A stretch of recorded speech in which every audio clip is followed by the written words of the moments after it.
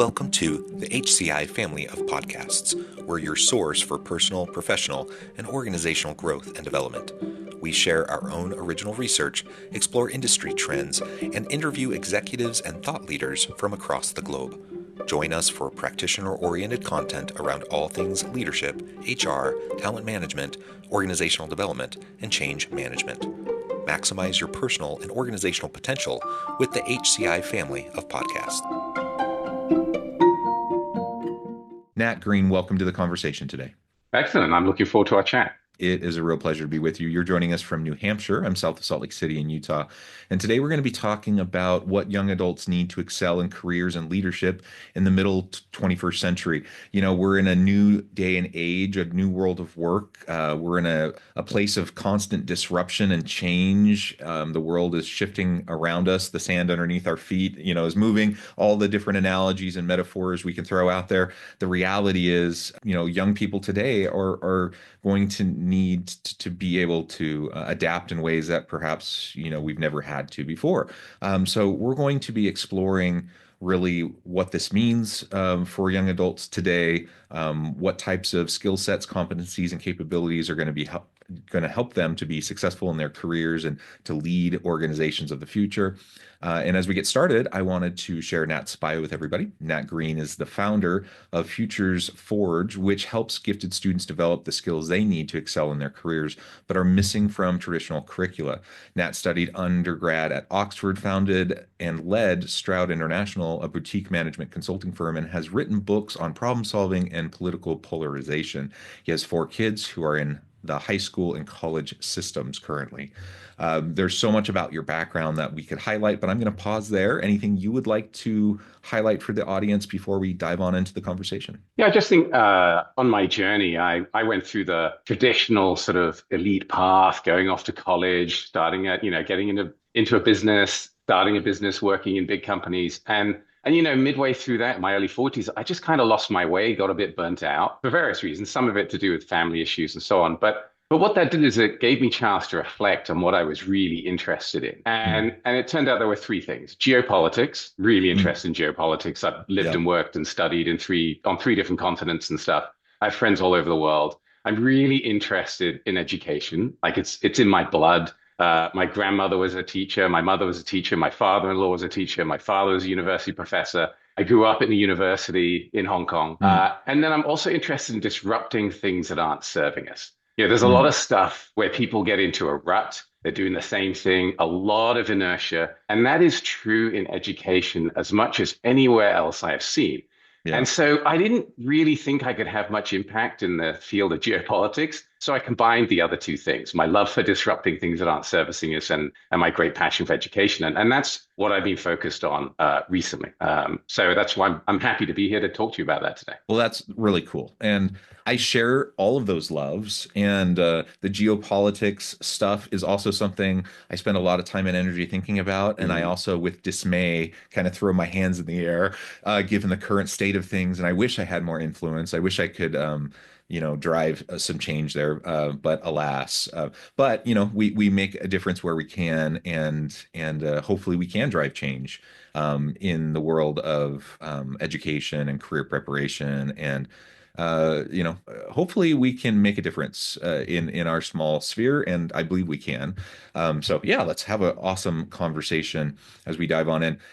Let's start with just exploring, this young group of individuals. What do you think is unique about young adults today, younger millennial, Gen Z, students and workers? That are hitting the labor force. What sets them apart, makes them a little bit different? Well, if we get down to fundamentals, I don't think anything does. It's very popular to say it does, but they're still human beings. They have the same basic drivers. They want to be loved. They want to be successful. They want to feel self-esteem, make a contribution. So I think there's a lot of talk about the 5% that's different and not enough focus on the same basic things. And it's sort of like a practical approach that I take to everything.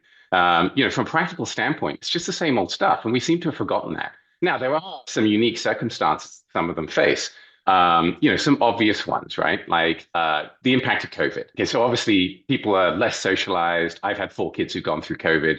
Yeah. But also, when they get into the workplace, there's this talk about how there's no one really there to mentor them. Well, of course not if you're working remotely. I mean, I've got two kids at the moment working remotely. For them to get the sort of water cooler, the side kind of input is much more difficult. So the skills that you might have developed accidentally, inadvertently, on the spur of the moment, you've got to be much more intentional about now if you want to succeed. I think that's an important point. And then that's sort of what my focus has then been on is what does it take to perform? What is practical for performance in the modern workplace?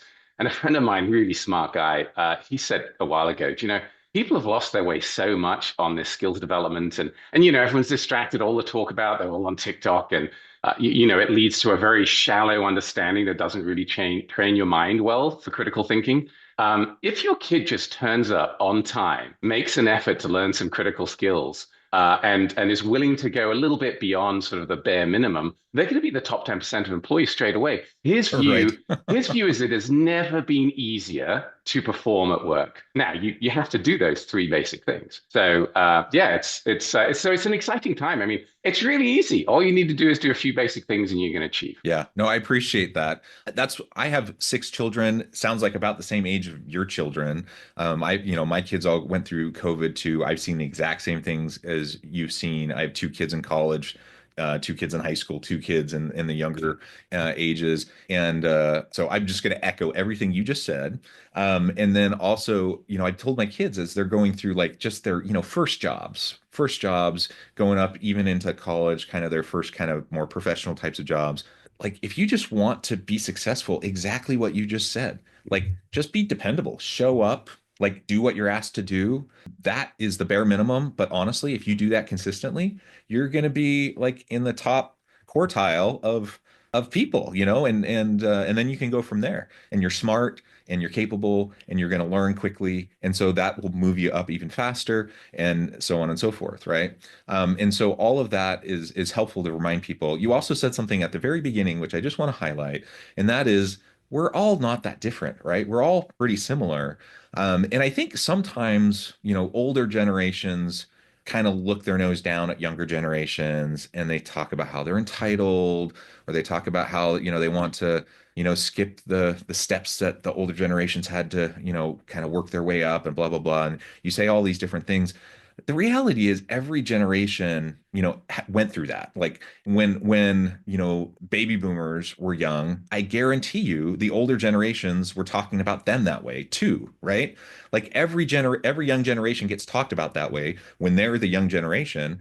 And then when they become the older generation, they talk about the young generation that way as well. And so it's partially just the natural way of things, life stage, perhaps. Just I don't know. It's the way we as humans, I guess, make sense of the world as we age, and go about change. And so, in part, I like how you're just trying to dispel that myth and just like trying to help us recognize that yes, we're largely the same. There are different circumstances.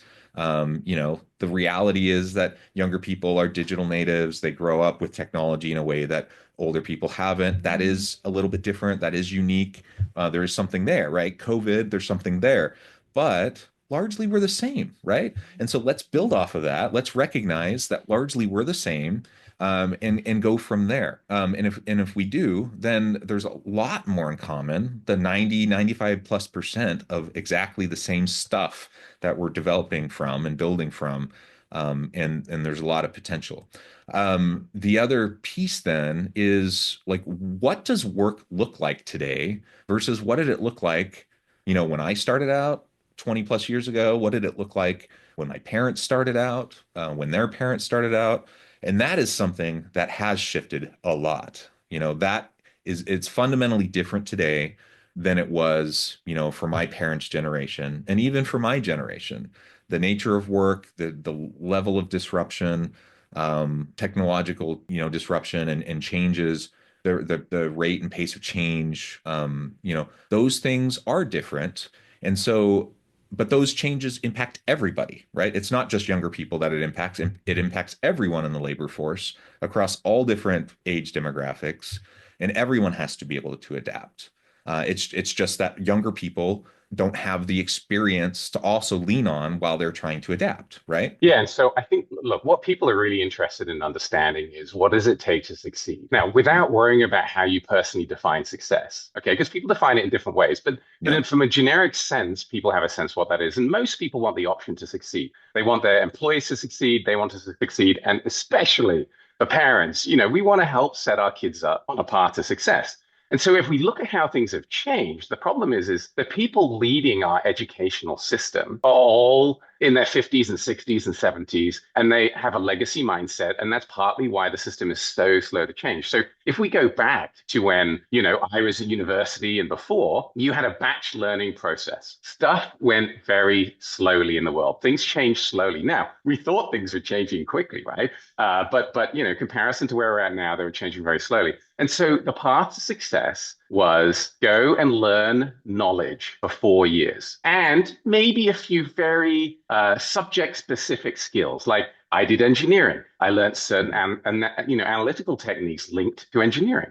Uh, you know, Other people, you do social sciences, you learn specific techniques linked to that. They're very specific skills. And then you went and worked for 40 years. And the problem is people say, what's the future of work now? And the only thing I can tell you is I have no idea. And anyone who claims they do is lying Yeah. or Yeah. deceiving themselves. Okay. So because we don't know that, this idea that we would have a batch knowledge gaining system based on knowledge when knowledge is already dead, like the monopoly on knowledge, anything I want to learn, I can learn right now in 5 minutes. Anything I don't understand, I can find somebody online for free who will explain it to me. And I can find the best person in the world on my phone. And so the future of gaining knowledge is just in time knowledge, right? I'm motivated. When you're motivated to something, you learn like 5, 10 times better. Your attention is way better. So you have that intrinsic self-motivation. So the key, I think, for modern learning is recognize knowledge is dead. Those legacy systems are failing, right? We're losing 50 colleges a year in the United States, and that is going to accelerate. Okay. So what's going to replace it? Well, performance is based on skills, and there's a set of general skills that you need to learn that are generally applicable, that science is very clear about what they are. And also, if you survey businesses, especially businesses that want to hire the top talent, the sort of, the stuff that you strive to do, the work on the problems that are really going to impact the world, there's a very specific set of skills that they're interested in, interpersonal, psychological, and cognitive skills. And so what we're focused on is two things. One is, Futures Forge is understanding what those skills are. Okay. And I've spent the last 2 years really digging deep into that. And then what we've realized is we started to, go out and act and do something and make change ourselves, initially with our summer program that we're running for high school students.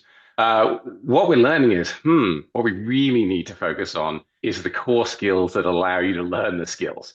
Right. So Mm. what are those core skills? And so we're focused on developing self-awareness, teamwork, communications, critical thinking, and digital literacy, but from a very practical standpoint. Okay. Not from sort of the ivory towers where I grew up as a kid, watching my parents, fellow professors debate, minutia sort of thing. But from what does it really take early in your career to make an impact in the business world? And, Hmm. I believe that those same skills apply more broadly, right, into other areas. And so we're focused on those things. And, we're seeing tremendous results. But it turns out that nobody seems to be interested in building these practical skills. The academic institutions aren't doing them. The high schools aren't doing them. College certainly isn't. And there's very little focused application in businesses, especially on new employees. And so what happens is you have to either plot your own path if you're a motivated, talented person, ambitious person who wants to succeed. You have to plot your own path, or you have to rely on circumstance and happenstance. And I just think waiting for luck to, shine its light on you is not a strategy, right? And Hmm. you should Hmm. you should form a strategy. And so we're entirely focused on sort of solving this problem of why don't people understand that the future is about having generalized skills that allow you to perform now today in any field, no matter how work changes, and also that allows you to at the same time evolve and develop the skills that you need for tomorrow. Yeah, it's all about the transferable skills. It's all about, sometimes people call them the soft skills, the transferable skills, the durable skills, whatever label you want to put on it. those critical thinking, communication, all the things you just said, right? And undergirding all of that, as you also just mentioned, it's essentially the ability to learn. Like, do you learn how to learn? Do you learn how to be a lifelong learner, to be able to be self-motivated? You know where to go to find good, credible information, how to consume that in a way that works for you, all of those things. Like that's what we all need to be able to figure out for ourselves. We need to, if we're leading a team, we need to help figure out how to foster that environment, that learning kind of environment within our team. Those are the types of things that we need to try to figure out that, traditional, education systems aren't particularly good at fostering, right?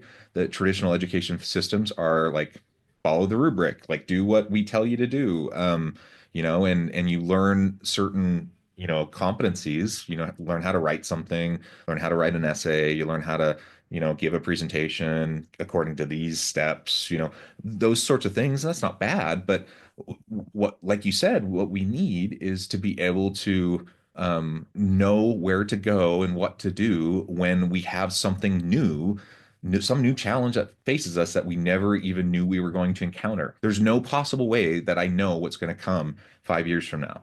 I can train students, for what they need to know today. I don't know what they're going to need to know 5 years from now. And some of what they need to know today might still apply, but I guarantee you a whole lot of what they need to know 5 years from now, I don't even have any clue what it is, and I don't even know what it is. And so how in the world do you teach it?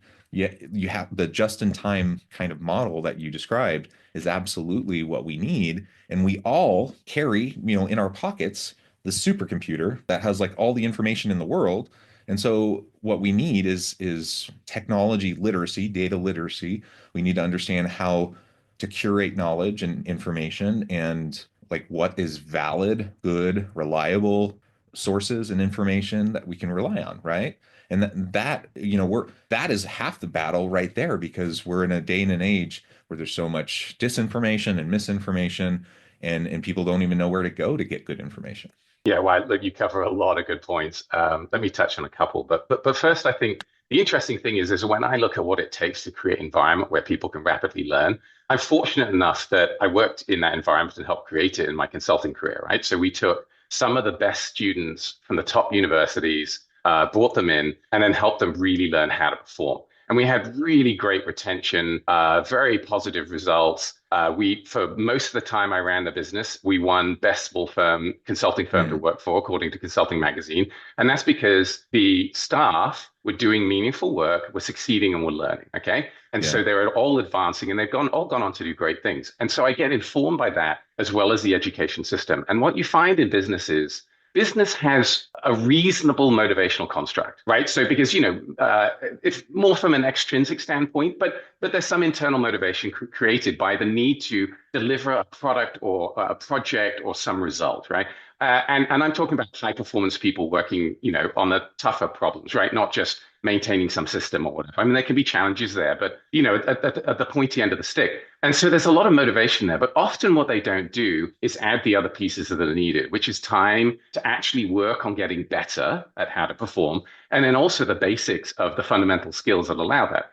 And then if you look at education on the converse, the problem is that there's no motivational construct except to get a degree because then you might be successful. And so people go and learn stuff. And so I look at, one of my own children who has just graduated from a top global institution. And I watched him learning things, all kinds of technical things, and he had no idea what they applied to. Then he leaves and he gets a job. Now, he learned nothing about sales in his university career. Gets a job that involves sales. Well, he wants to be successful at that. He's reading books, listening to podcasts, talking to friends of mine who know a lot about sales. He's learning a ton. Like, why did he even go to college? I wonder at times. Now, look, I'm a big believer in education, but I just think it needs to transform. And I think of all the people I know working in the system, and I know that the transformation isn't coming from within. It's the classic innovator's dilemma.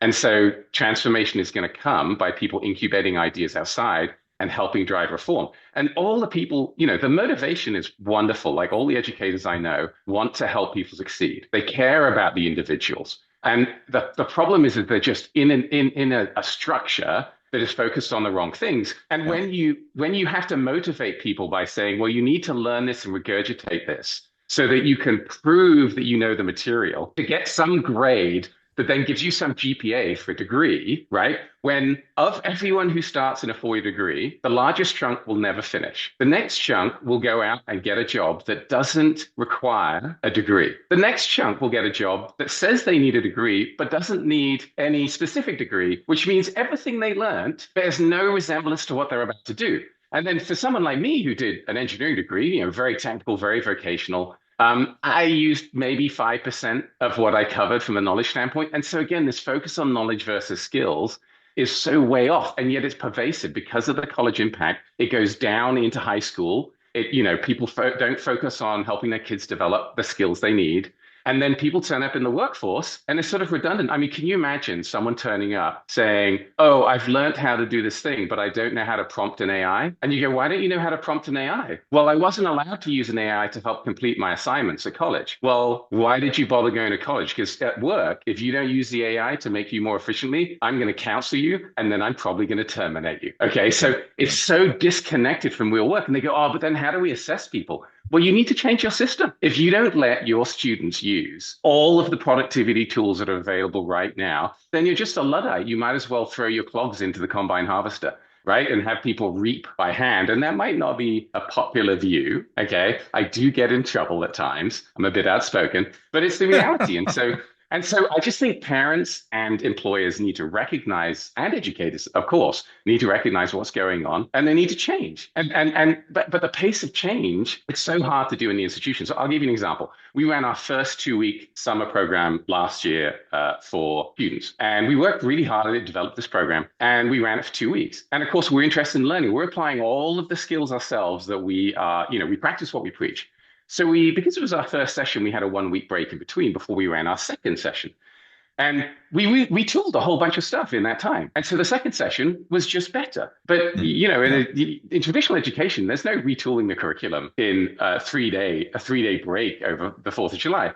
And so you go, well, what are the results? Well, we also measure our results. So we're using a Net Promoter Score as a proxy at the moment because we don't have the ability yet to measure the progress on these exact skills. We will do in a few years, but we don't at the moment. So we're using a proxy, which is satisfaction, right? A Net Promoter Score. So the students in our first course gave us a 28, which is good, for first time. But in the second course, they gave us a 64. Now, perfect would be 100, and you can go from minus 100 to 100 on a Net Promoter Score. I'm sure a lot of your audience is familiar with it. But our parents, who are our customers, rated us an 85 because they're seeing their kids come back with a different perspective, motivation, and having started skills. And including some of the parents like, you've got to come teach us to my employees. Hey, where's like the book? That's why we're working on some books to explain to them, because they're like, my kids have come back knowing this stuff. I don't even know it. It's embarrassing. Like, can you help me with that? So I think the thing is what people need to do is understand that practical performance in high performing jobs requires a set of skills that are well known and that are not being focused on. And I'll give you one last point. How do we know they're not being focused on? Well, every professor I know is organized by expertise. Right? They're in the geography department. They're in the social sciences. They're in engineering. But of course, within engineering, there's several other sub-departments of expertise because, you're not just an engineer, you're a certain type of one.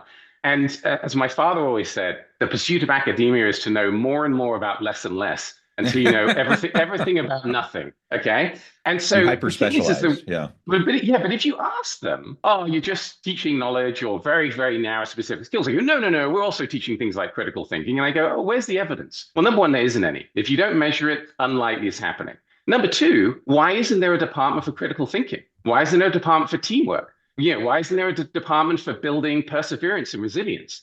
Okay, the whole institution is organized incorrectly for creating the people that are going to solve tomorrow's problems. Okay, they're organized for a legacy time when knowledge was very expensive. Like if we're on a call now and we don't know something, like what's the atomic weight of iron? I don't know. Well, 30 years ago, 40 years ago, we'd have to get up, walk across the street, go to the library, or look at our own books if we were wealthy enough to have it. But now we can just look it up on our phone. So the cost of the knowledge, the value you of don't the even have to knowledge do that.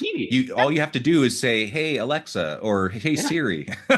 Exactly. But it's instantly available. But we're still organized in that old world where knowing the knowledge was valuable. And again, it was valuable. I knew certain things early in my career that to look it up would take too long. Now it's just not needed. And so the thing is what I'd encourage people to do is recognize that the entire system is structurally broken. And therefore, and you're not going to change it in the short term. I'm going to in the long term, but in the short term, you're not. So you have to fill the gaps for your new employees, for your existing employees, and specifically for your kids' education. And that's what you have to do. And you've got to find ways to develop those skills. And at Futures Forge, that's exclusively what we're dedicated to do. Yeah, awesome. So much there. I think we could go on and on. I love what you're saying, and I agree with so much of it. Nat, this has just been a great conversation. I do note the time, and I need to let you go here in just a minute. But before we wrap things up, I wanted to give you a chance to share with the audience how they can connect with you, find out more about your work, your team, and then give us the final word for today. Yeah, so head to futuresforge.org. You should be able to find us. You can search for me, Nathaniel Greene, on LinkedIn. I'm sure there'll be some links with this podcast as well that will point you in the right direction. And sign up for our newsletter, but go read about the science, look at other things, and then we have a bunch of publications and booklets that are coming out in the next few months. So if you want to know more, make sure you stay connected and tuned to that. So you can look at that. Yeah. Awesome. Awesome. Well, thank you again, Nat. It's just been a pleasure. I encourage the audience to reach out, get connected, find out more about what Nat and his team can do for you. And as always, I hope everyone can stay healthy and safe, that you can find meaning and purpose at work each and every day. And I hope you all have a great week.